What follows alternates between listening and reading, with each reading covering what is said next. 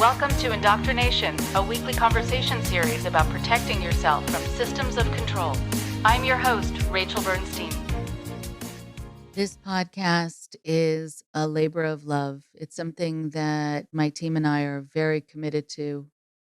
We do hear from people all the time who talk about how important it has been for them to hear other people talk about their experiences from their perspectives and what helped them, how they broke free, how they got the courage, and what struggles they dealt with and are still dealing with, what's helped them, what hasn't. So much information that feels supportive, but also instructive. And I want to be able to keep this going for as long as possible. Thank you to all of you also who've gone on to social media to share your reflections about this podcast and the guests we've had on and how moved you've been by them and also by the tone that we've worked hard to set, where it has not been sensationalistic on purpose, where these are very real stories about very real people and things that could happen to anyone in different situations. It is immeasurably helpful to have the support of our patrons. And there are too many to name all at once, which is a lovely problem to have. And to know that we are almost breaking even with the amount that it costs to produce it each month. But I want to make sure to give a shout out to the people who are donating the most or who have been supporters for the longest. To Stephanie, Sheila, Holly, David, Donna, Michael, Zofia, Katrina, Peter and Cynthia, Camus, and Maureen, as well as 2 new patrons as of this past month, to Richard and to Kim. Welcome to becoming patrons. And also, as a reminder for people who are subscribers, who are patrons, if you want to become one, go to patreon.com/indoctrination. You will get some of the merchandise that we've put together with our logo. And also, I offer kind of a 5-minute weekly gift to the people who are our donors, where I share some additional thoughts just for you. Thank you so much again for all of your support.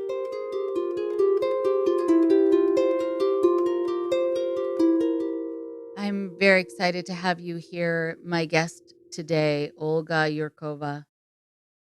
She is a journalist and co-founder of StopFake.org, an independent Ukrainian organization that trains an international cohort of fact checkers in an effort to curb propaganda and misinformation in the media. She explores propaganda methods and finds out new ways to overcome these new challenges. She has 15 years of experience in journalism, and she's headed multimedia newsrooms, and she's run departments in national multimedia newsrooms dealing with information and misinformation for 3 years. She's also been working as a new media trainer since 2012.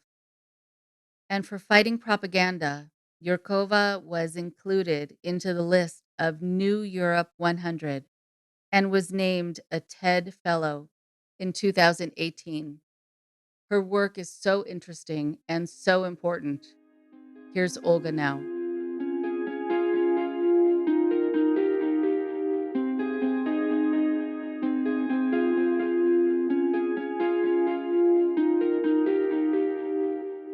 Olga, thank you so much. You're doing really interesting work, and I want you to be able to talk about who you are and introduce yourself to the listeners, but welcome to the show. So take it away.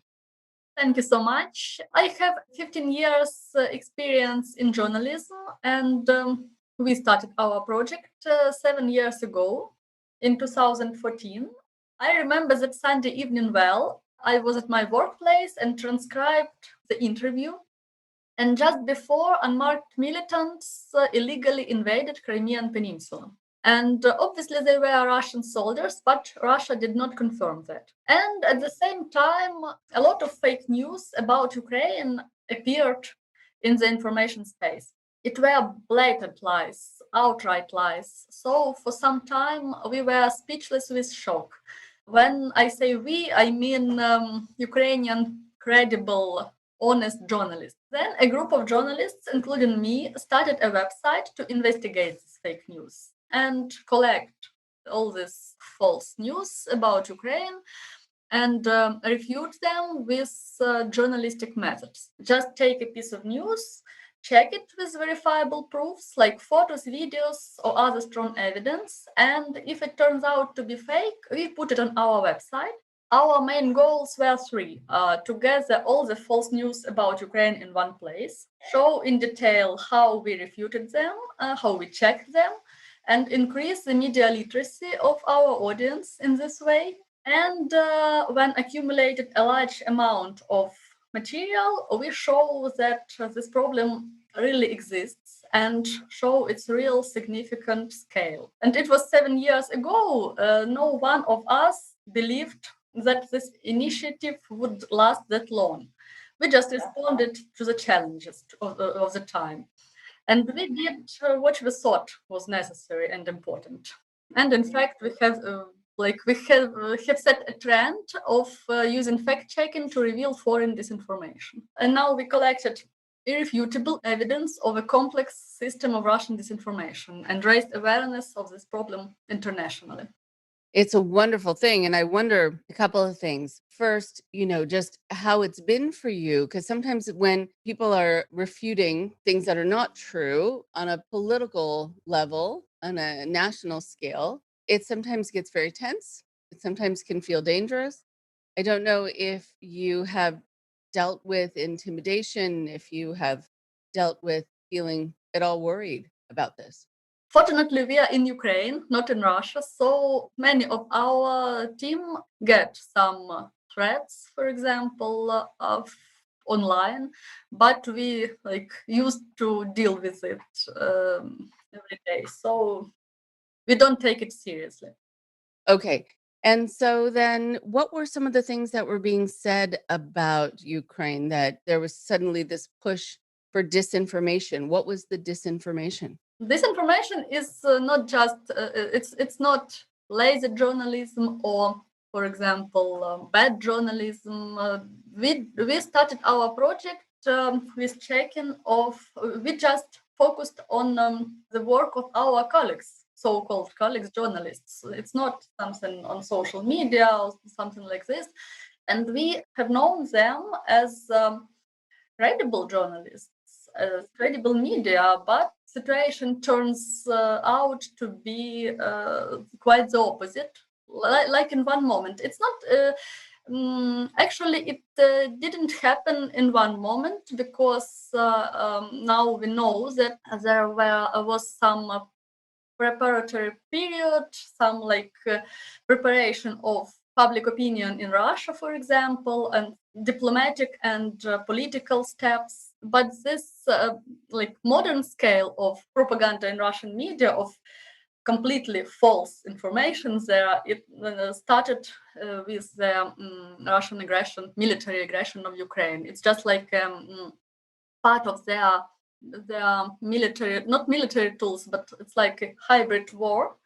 And when information weapon works together with military weapon.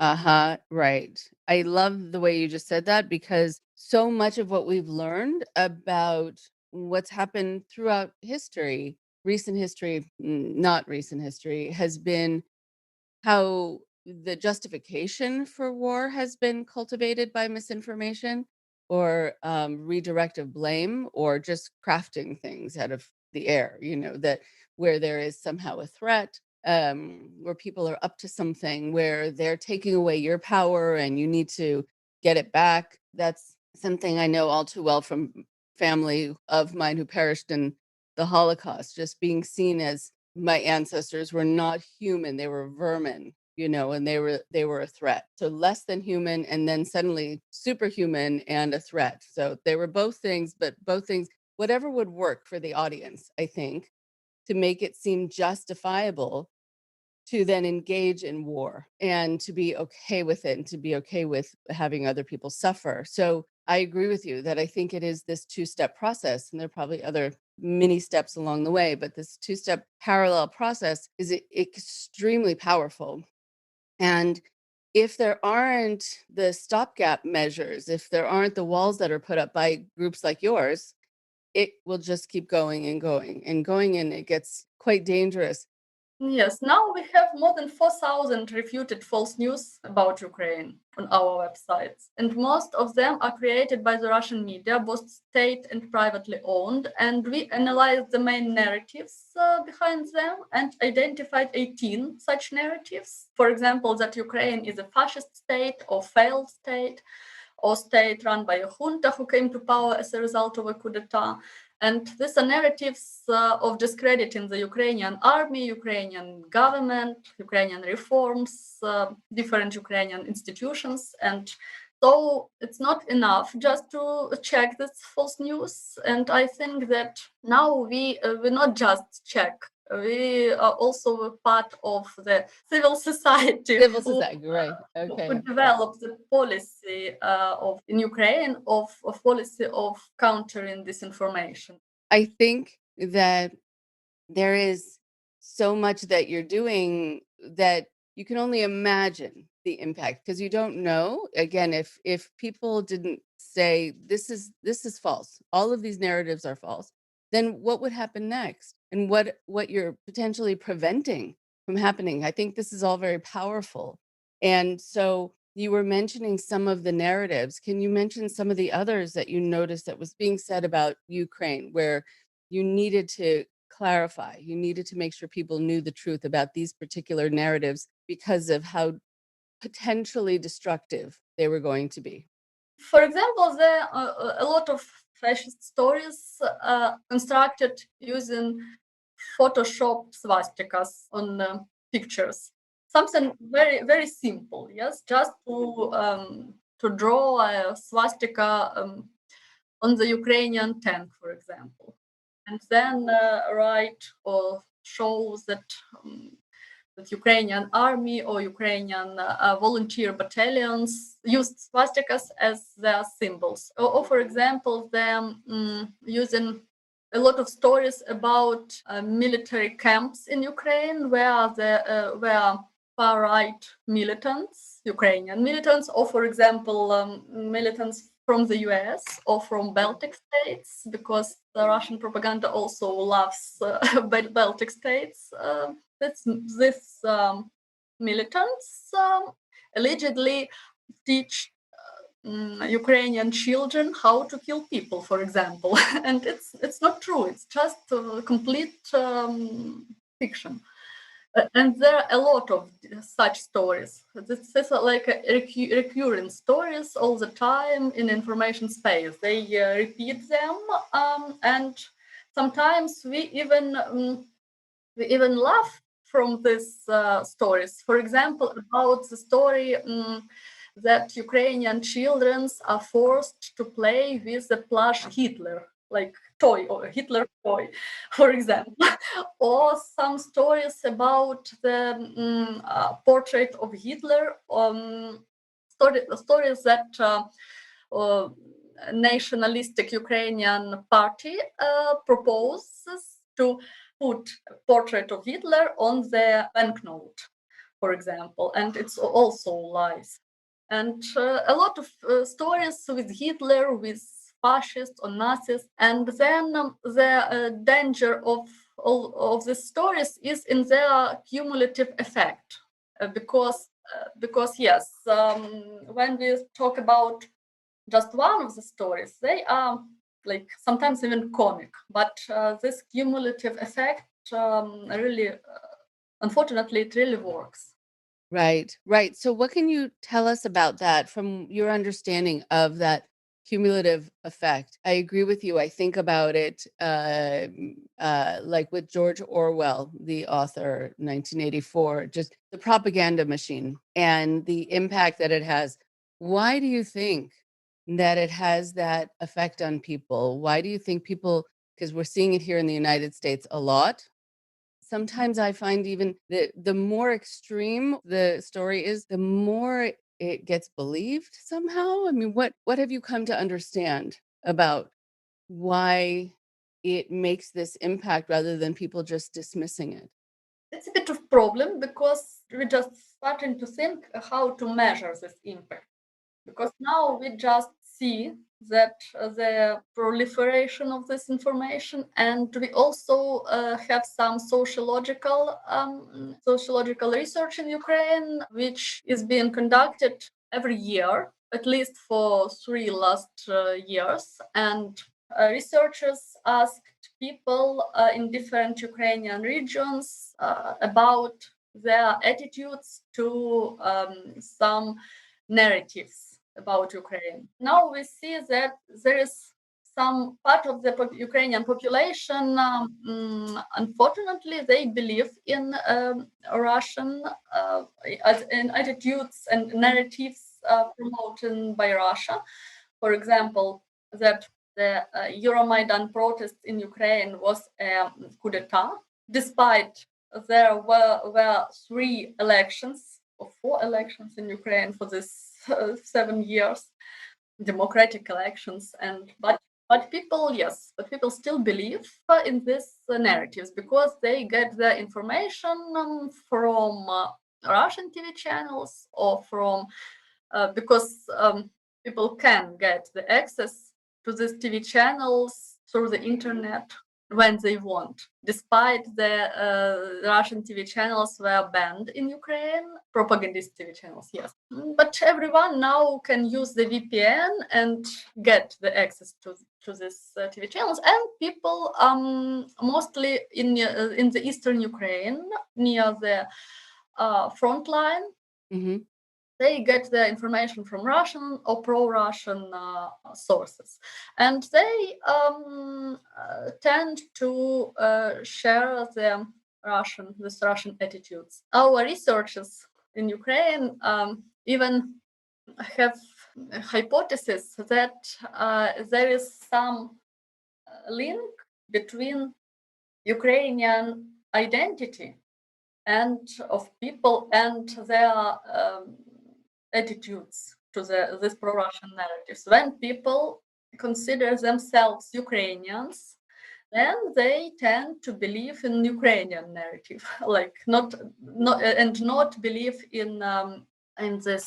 propaganda, Russian propaganda narrative. But it's interesting that all of us faced the COVID-19 pandemic last year, and unfortunately, sometimes even people who are resilient to this Russian propaganda, sometimes they believe in COVID conspiracy theories and so on. So it's I think that we can also think how to build this resilience to different different kinds of disinformation, misinformation, of information issues. It's important to teach people to be media literate, and I believe in media literacy, but it's long perspective to improve the situation. And in short perspective, we try to reach policymakers and to report our findings to them, to help them take more aware decisions. And sometimes it works more quickly and more effective than this long-term media literacy. I love your term, media literacy. It also means being able to detect, to see when something could be false, it could be fake. And so, to your trained eye, what do you look for when you are needing or wanting to see if something is true or not? What do you notice? Fake news, first of all, I see at the how they look, at the headlines. Okay. So some of them are very emotional, and the emotionality of fake news makes them viral, because people, it's a result of many research that people that we love something new, something different from an average piece of news in our news feed, and we also like something emotional. And so fake news are more emotional, they are more clickbait, and the emotions of fake news and the truth are different. Fake news provoke surprise, like, oh wow, some shock and disgusting. Sometimes they are really disgusting. And real stories provoke anticipation, trust, something not such clickbait. And if the story is too emotional, too dramatic, it's likely is not true. The truth is often boring. And look for the original source of any information, person, organization, document. Sometimes someone says something, or some organization share some information. So just look for the original source of this information, and the link to it is not always in the news itself, but you can Google it and read the information in the original source. Is it not distorted? Sometimes it is just distorted in the headlines and in the news themselves. And also check photos with Google image search or TNI image verification, TNI.com image verification services. It's very simple, and it takes sometimes even seconds, not even minutes, just a few seconds, and you can find the original picture. And also ask yourself if the source has access to such information or the competence to comment on the topic, and what is their motivation to publish it. Also, I would like to mention that huge number of so-called experts spread lies and manipulations, and they are not experts at all. So just look to the facts. Just look for the facts. Compare different opinions. If you are accustomed to relying on the opinions of an expert, first understand where this person gets the money, how many years she or he has been researching the problem they are talking about. And it's also very important, because there are a lot of complex issues when we need some expert assessments, when we can't understand what is going on without some help. But so do your own research, short research, very short, and not just believe. And I think this is the only way to change this fake news culture. That's all beautifully said. And I hope, everyone listening to this will be taking down those notes. It's extremely important.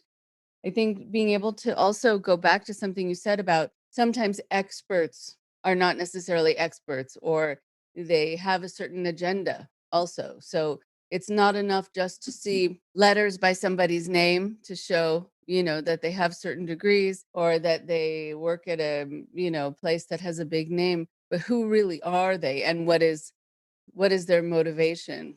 I'm sure that's hard to really look at, because people are persuaded. I don't know if you have in Ukraine, there are television commercials where people are selling medicine.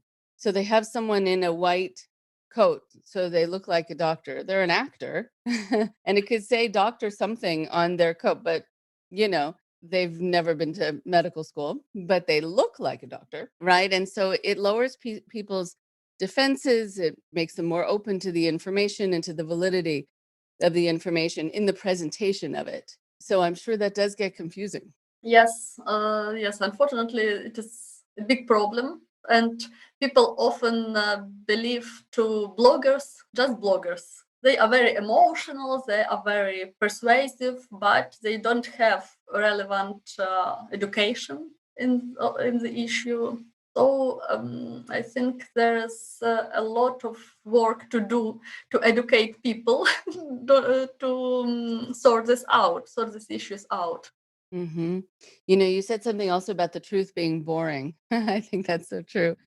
Also, I think that we, as fact checkers, or maybe, and also credible journalists, should to think how to make their reporting not more clickbait, but More interesting, attention grabbing. Yeah.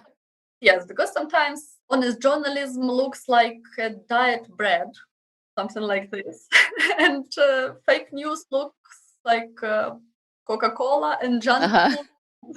So it's just a time to think about how to make something useful and tasty in one bottle. I love it. It's reminding me of a irrelevant story, but only tied in a little bit because you were saying about diet bread. I remember growing up for a while. My mother got very much into health, and at the time, then everything changed. Everything in our kitchen lost color. It was all beige. It was all sand color, and everything tasted well. It didn't taste horrible, or it didn't taste like anything. And so then I would want to make sure to go to friends' homes who had things, that I could snack on, because you're drawn to that. You're drawn toward the thing that's sweet, that's exciting. And I'm sometimes frustrated by the people whose opinions I value, because I think their presentation is boring and it is very bland. And when I hear, I mean, I haven't hidden this from, not that I talk about my political views very much on the show, but I haven't hidden that I'm more liberal. That I find that the people who are politicians who are more liberal have a more even tone, and not always, but most often. And they will talk about things being unacceptable, and we need to make a change. And you kind of have a hard time not napping, while they're talking. And it's such a shame because they're up against this forceful voice and voices that are cultivating fear and causing people to take action. And you need something just as strong that's real and honest, but just as strong. And I think we miss that in a lot of places. Yes, that's true.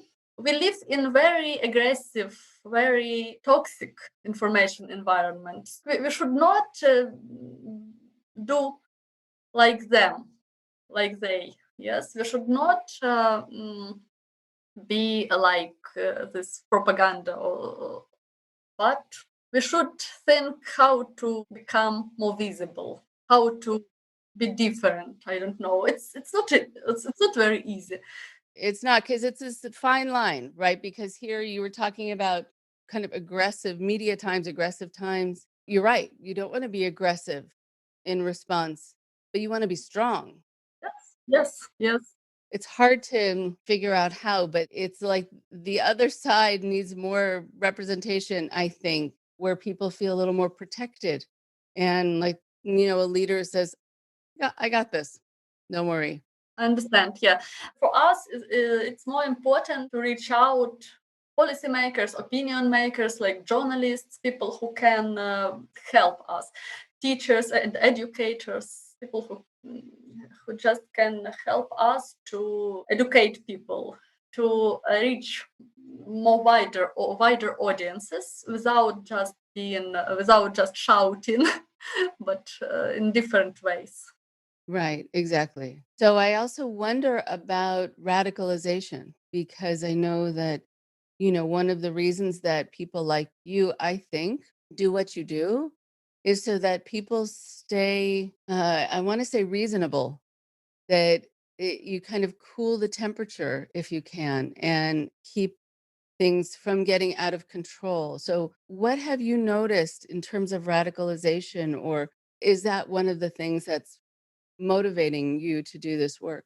Unfortunately, many studies show that people are very easy to divide into groups on any grounds. Mhm. And then there are certain technologies that are used to inflame tensions between these groups, to radicalize them. Mhm. And yes, using fake news and disinformation is also one of these means. The formal reason is the differences between people in important aspects of their lives, and this is deeply rooted in human nature. They need to belong to a group to survive, and sometimes these groups conflict because they have opposing interests.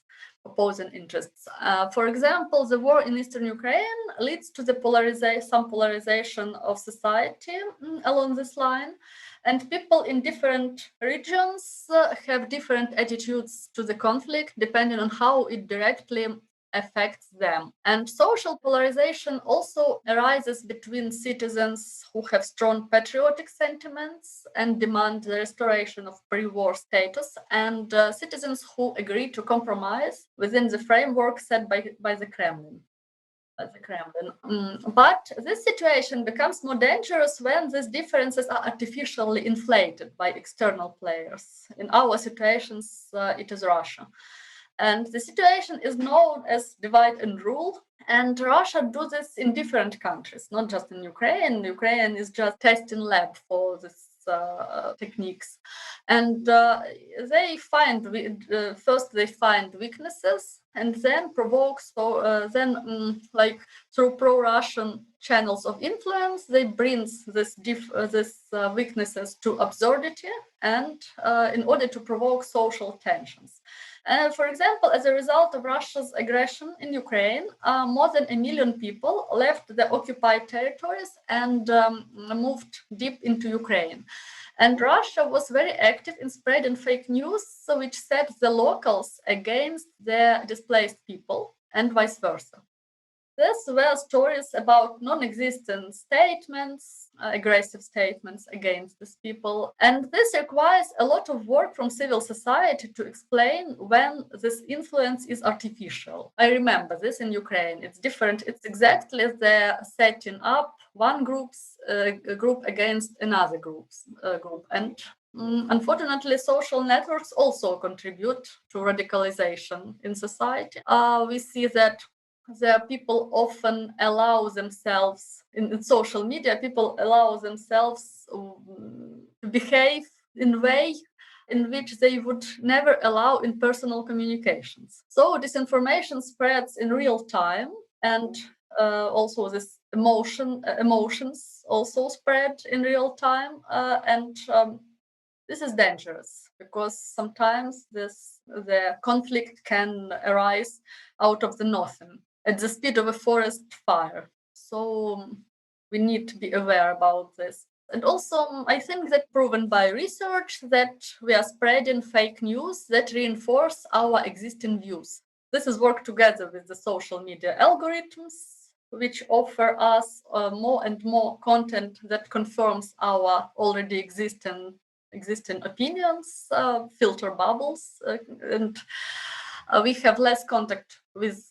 people who have other opinions or other values, and our horizon narrows, and we are increasingly asserting ourselves in our limitations. So this does not incite dialogue at all, and it's also on the contrary, it provokes greater polarization and radicalization.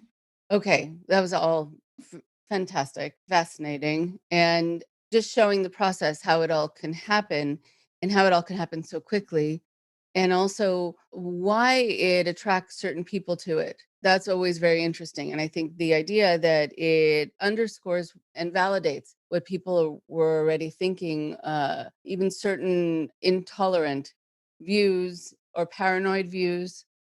I think that, so much of what has happened here and in other countries too, but we've seen it so much here lately, is that there were people who would hear something and say, I knew it. I knew that, those people were doing right, and somehow validated this idea that was also not based in fact.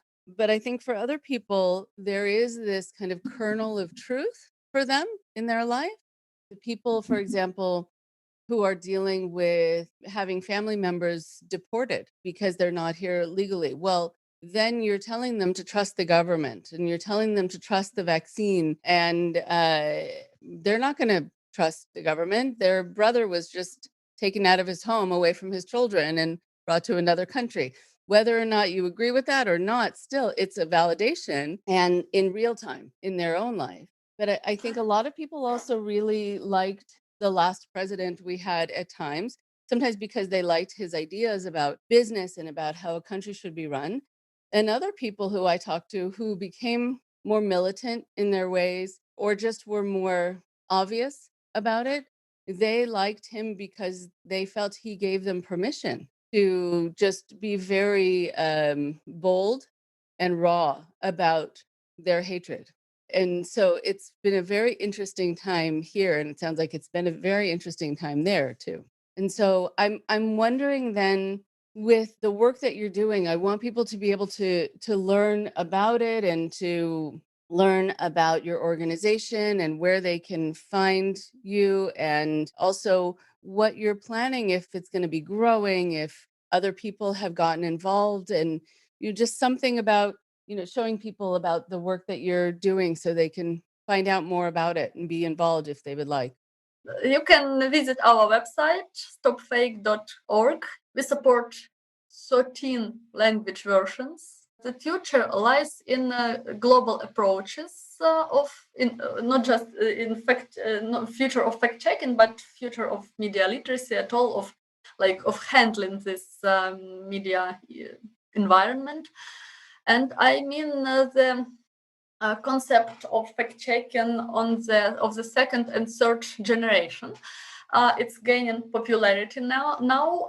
First generation is a simple false news refutation, and it is no longer enough. And the second generation is when fact checkers not only refute, fact checkers or social activists or people who are concerned about the issue, not only check facts, but also seek legal ways to improve the weaknesses, punish those who spread disinformation, propose some legislative changes, introduce new practices, and so on.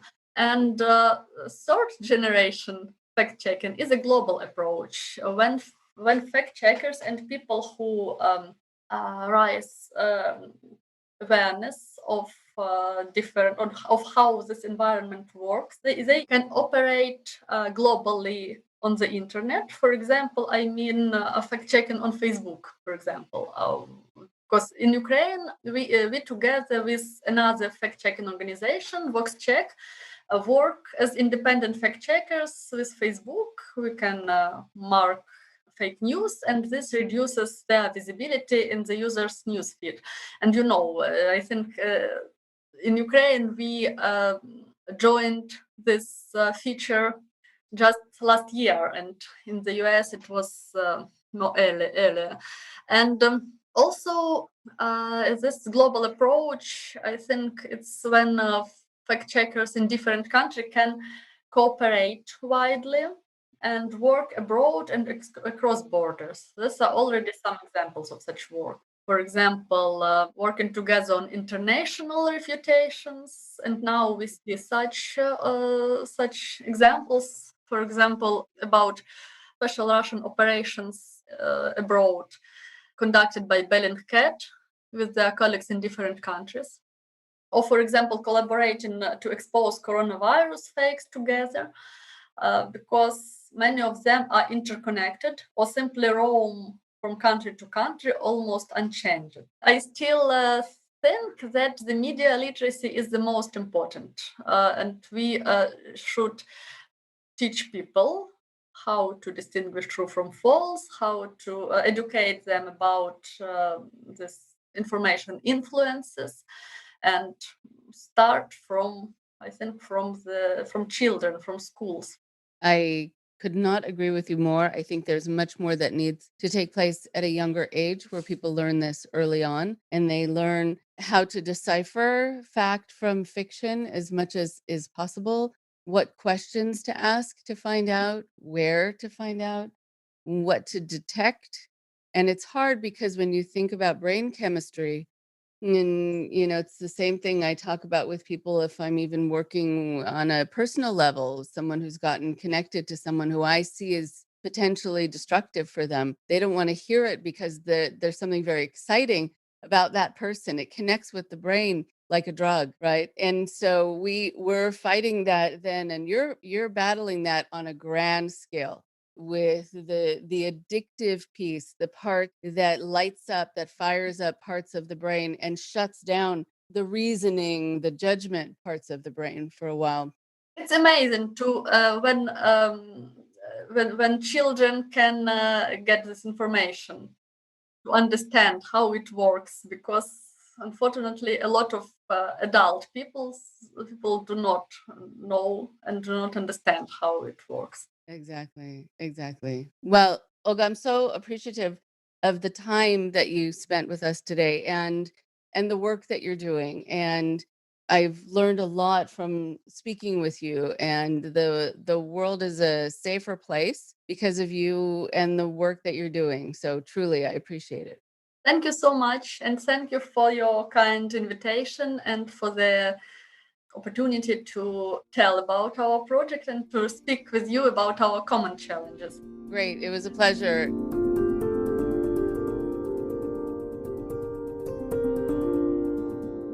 One more thing before you go.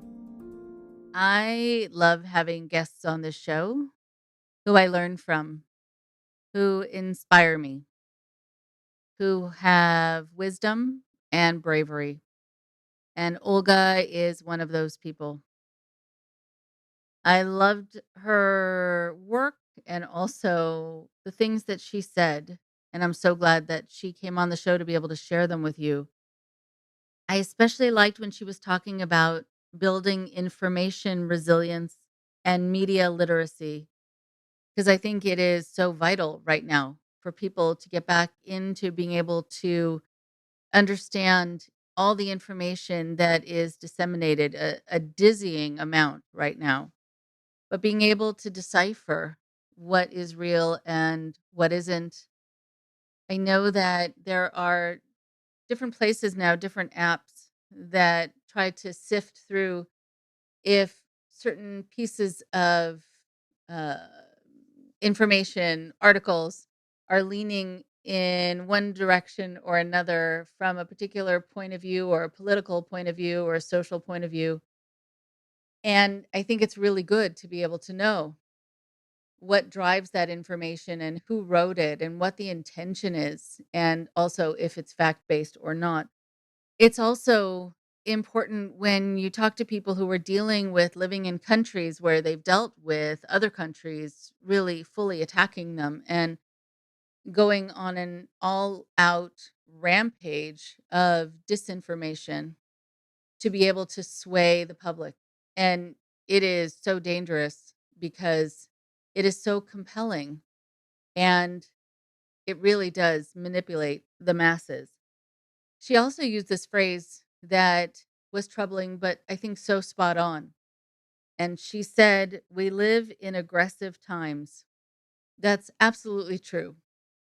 I think that there are aggressive times and then there are kind of softer times, and things have been ramped up. It's like the world is on testosterone at the moment. And why is it that we are getting in each other's faces? Why is it that people need to take the argument to a certain point where all civility is lost? I think about social media being a source of this, where people can be very cruel to each other from behind the scenes because they know they don't have to face this person. They can threaten them, they can tell them they want them to die. So many of these people who are influencers on social media, but also just people who are putting their messages out there or posting pictures or videos of themselves. They know that people can be supportive of them, and they know that there are some people who are going to be neutral, but they also know there's some people who are going to be cruel and who are going to be threatening. And I do think the facelessness of it all kind of encourages that behavior. When we talk about living in aggressive times, when we talk about what's happening now, I think about the ways people get into each other's faces and how it also gets personal. I can't help but think about the previous administration in the United States. I can't help but think about certain people who are leaders where you really want them to be leading, not only to be forceful in their leadership, but to have the kind of personality that you want to be able to aspire to be like. And so many people in positions of authority now or previously with the administration, from my point of view, were not people who were behaving in a way that I would aspire to be like. There's this idea that I think about a lot when people have an argument and then they just turn it into some sort of personal attack. The quote, and it seems to be from an anonymous source, so if anyone knows who originally said this, please let me know. When the debate is lost, slander becomes the tool of the loser. And it's so true. And I tell people that if they're having an argument with someone, or even it starts out as a discussion and then it kind of devolves into people then just accusing them of being stupid or ugly or whatever else, then the argument is lost. Then the person saying that to you doesn't have enough material to go on. And they decide instead just to kind of do a personal jab. Now it seems more than before, more than I remember in my lifetime, that it's more important to play to your audience, to get them worked into a froth and absolutely behind the message. And more important then than it is to use facts or logic to change the minds of your opponents, if possible. And audiences seem to be more interested, not all, but many, seem to be more interested now in entertainment and don't seem to know or care about the fact that they are being played and manipulated. Mockery also is used to get a laugh, or intensity and fear mongering to engage the audience and to get them spring loaded to act and to follow your directives without question or hesitation. And that again seems to be more of the goal than the sharing of truth and facts. The truth seems to be boring now for a lot of people. They've become sort of in need of this kind of intensity in the messaging and a kind of a multi-sensory intensity. So someone just getting up in front of an audience and talking about what's true is kind of yawn worthy, unfortunately, and it doesn't hold people's attention as much as it should. How I wish the truth tellers were as compelling and magnetic and influential in their messaging and their speaking style as those who are lying to their public. There is this crazy and kind of nonsensical chain of logic or illogic now, and extremes are the preferred mode at the moment. And the more extreme, the more believable things seem to be right now as well, as opposed to having measured and fact based arguments being the force that drives people and educates them and motivates them. And I find that very worrisome because I don't know where that's going to go and how much more it's sort of going to get out of control. It also seems to be no longer acceptable in a lot of circles to agree to disagree, that somehow you need to be right, or as I say, be righter than thou. And then if you can't convince the other person, you just consider them to be closed minded or stupid. And then you go to kind of your corner and you have them go to their corner.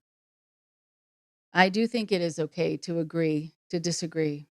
There are some things that I think are really not topics that are debatable in my mind because I find the opposing view so unconscionable, but that's just my viewpoint.